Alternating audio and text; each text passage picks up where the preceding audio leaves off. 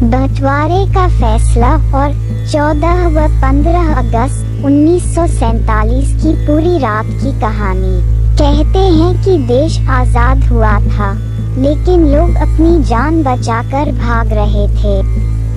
कोई घर छोड़कर भाग रहा था तो कोई जमीन, कोई गांव छोड़कर भाग रहा था तो कोई शहर, और कुछ लोग ऐसे भी थे जो अपनी जान बचाने के लिए अपने बच्चे, अपने परिवार तक को छोड़कर भाग रहे थे, क्योंकि देश को आजादी मिली थी।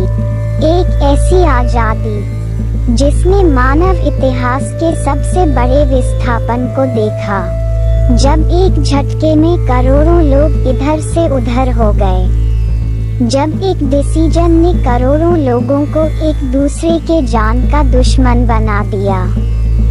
जिन लोगों ने एक साथ भारत की आजादी का सपना देखा था, वही लोग अब एक दूसरे के खून के प्यासे हो गए थे। किसी का घर जल रहा था तो किसी का गांव, कोई लहूलुहान पड़ा था तो किसी की सांसें थम रही थी, किसी का जमीन छूट रही थी तो किसी का परिवार।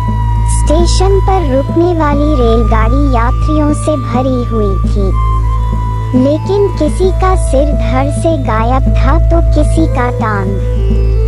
ये कहानी है 14 अगस्त साल 1947 के रात की, जब भारत देश के इतिहास में एक ऐसी घटना हुई जिसने इस देश का भूगोल ही बदल दिया। एक तरफ जहां लाखों करोड़ों लोग पटाखे फोड़कर आजादी का जश्न मना रहे थे, ठीक उसी वक्त, उसी रात हजारों लोगों के सर धड़ से अलग कर दिए गए। किसी का घर जलाया गया तो किसी की माँ, बहन, बेटियों के साथ हैवानियत की गई। आज हमारे देश को आजाद हुए 75 साल हो चुके हैं, लेकिन आज भी बहुत से लोगों को नहीं मालूम कि 15 अगस्त साल 1947 से पिछली रात को क्या हुआ था, कैसे हुआ था और क्यों हुआ था, और सबसे बड़ा सवाल कि आजादी के लिए 15 अगस्त का ही दिन क्यों तय किया गया। भारत के इस खौफनाक आजादी की जो कहानी है, वो शुरू हुई साल 1945 के दौरान, जब द्वितीय विश्व युद्ध का अंत हुआ था। विश्व युद्ध के अंत होने के तुरंत बाद ब्रिटेन में चुनाव हुआ था। उस दौरान ब्रिटेन की लेबर पार्टी ने चुनावी वादा किया कि अगर चुनाव में उसकी जीत हो जाती है, तब वह भारत सहित बहुत से गुलाम देशों को आजाद कर देगी। ब्रिटेन में लेबर पार्टी की जीत हो जाती है और वादे के मुताबिक फरवरी साल 1947 में लॉर्ड माउंटबेटन को इस काम के लिए भारत भेजा जाता है। लॉर्ड माउंटबेटन ने हिंदुस्तान को आजाद करने के लिए 3 जून साल 1948 का दिन निश्चित कर दिया, लेकिन इसी बीच अखंड भारत के लिए एक नया और सबसे खतरनाक समस्या जन्म चुकी थी, और ये थी जिन्ना की जिद। एक तरफ लॉर्ड माउंटबेटन 3 जून साल 1948 का दिन निश्चित किया, तो वहीं दूसरी अखंड भारत में मुस्लिम लीग के नेता मोहम्मद अली जिन्ना ने भारत में रहने वाले मुसलमानों के लिए एक नए देश की मांग करने लगे। जी हाँ, मोहम्मद अली जिन्ना को भारत के भूगोल का टुकड़ा करके एक नया देश चाहिए था, और वह भी खास मुस्लिम धर्म के लोगों के लिए। सामने मोहम्मद अली जिन्ना अपनी मांग को लेकर अड़े हुए थे, और वही देश के हर कोने में मोहम्मद अली जिन्ना के समर्थक उत्पात मचा रखे थे। जगह जगह पर दंगे जैसा माहौल बन गया था, जिनमें बंगाल और हैदराबाद का इलाका सबसे मुख्य था। भारत में मोहम्मद अली जिन्ना ने जो हंगामा खड़ा किया था, वह अंग्रेजों को बहुत पसंद आया। अंग्रेजों ने सोचा कि यही सबसे बेहतरीन मौका है जब भारत को आज़ाद करने के साथ साथ इसे 2 टुकड़ों में भी तोड़ा जा सकता है। फिर क्या था जो आज़ादी 3 जून साल 1948 को मिलने वाली थी।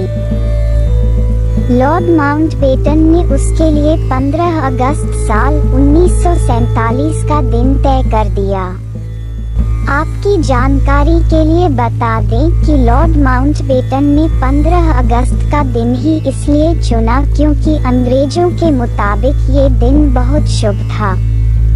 इसी दिन यानी कि 15 अगस्त 1945 को जापान ने आत्मसमर्पण किया था। लेकिन वहीं दूसरी तरफ भारत में रहने वाले ज्योतिषाचार्यों के मुताबिक ये दिन बहुत ही अशुभ था।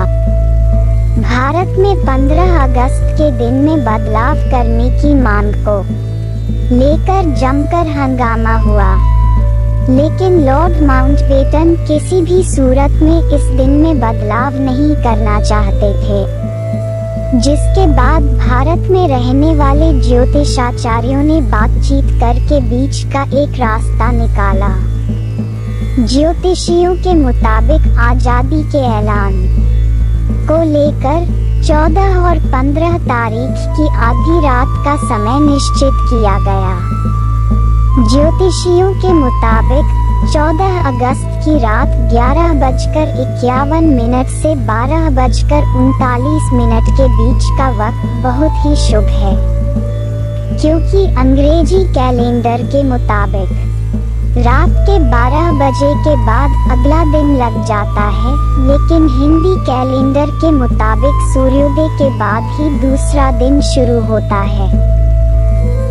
इस हिसाब से अगर 14 और 15 तारीख के बीच की आधी रात को आज़ादी का ऐलान किया जाए तो दोनों की इच्छाएं पूरी हो जाएगी।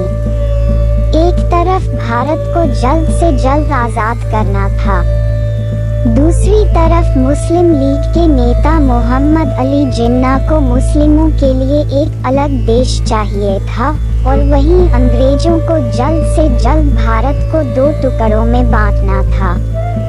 इसके लिए अंग्रेजों ने सिरिल रैडक्लिफ नाम के एक कसाई को भारत भेजा, जिसका काम था भारत में एक लकीर खींचकर उसे 2 टुकड़ों में काट देना।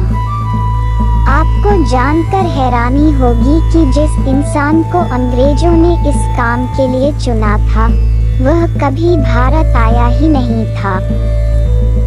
उसे ना तो भारत के भूगोल का पता था और ना ही भारत की सांस्कृतिक बनावट का, और उस आदमी ने बिना कुछ सोचे समझे ही भारत के बीच लकीर खींच डाली। 14 अगस्त साल 1947 को पाकिस्तान नाम का एक नया देश बन गया और रात के 12 बजे के बाद यानी कि 15 अगस्त साल 1947 को भारत आज़ाद हो गया। लेकिन हैरानी की बात तो ये है कि दोनों ही देशों के बीच जो लकीर खींची गई थी उसे खींचने में 17 अगस्त तक का वक्त लग गया, और आज़ादी की घोषणा के बाद शुरू हुआ हिंदुस्तान का सबसे बड़ा कत्लेआम।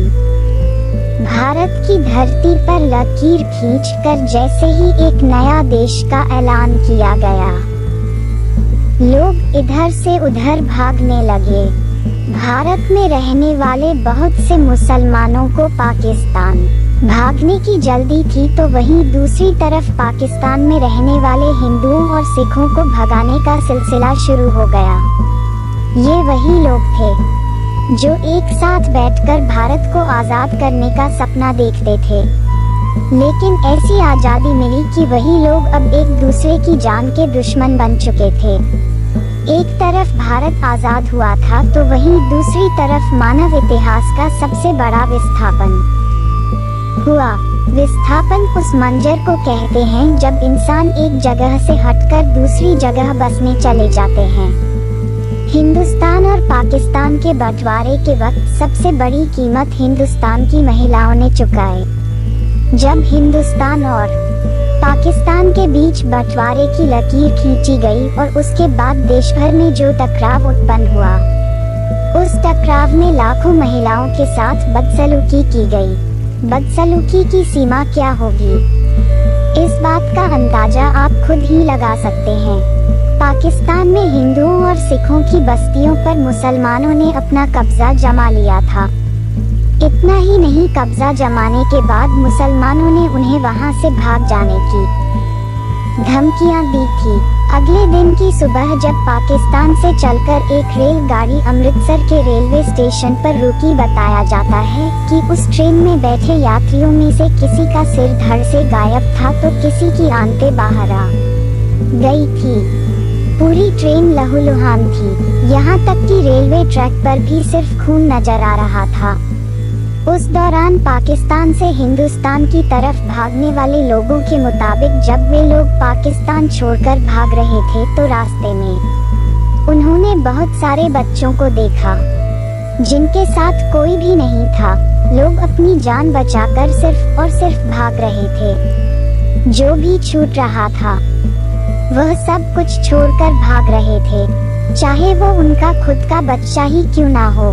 पुरुष तो जैसे तैसे अपनी जान बचाकर भाग भी निकले, लेकिन बेचारी महिलाएं और बच्चियां उन हैवानों का सबसे आसान शिकार बनकर रह गई। 14 अगस्त 1947 की रात को 12 बजे दिल्ली में जहां पंडित जवाहरलाल नेहरू आजादी की घोषणा कर रहे थे, तो वहीं देश के एक हिस्से में कत्लेआम हो रहा था।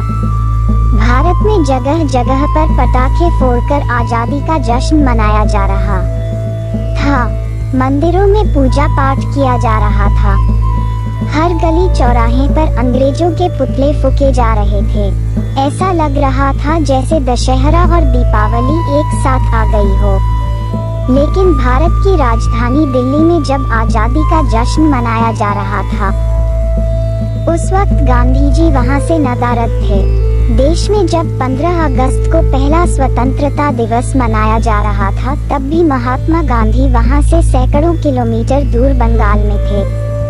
बताया जाता है कि महात्मा गांधी ने नेहरू और सरदार पटेल को पत्र लिखकर कहा था कि मैं कैसे खुशी मना सकता हूं जब देश में अपने ही लोगों को मार काट के आजादी का जश्न मनाया जा रहा है। आज आजादी के 75 साल बीत चुके हैं और हर साल 15 अगस्त को लाल किला पर झंडा फहराया जाता है। लेकिन आपको जानकर हैरानी होगी कि 15 अगस्त साल 1947 को लाल किला पर झंडा नहीं फहराया गया था।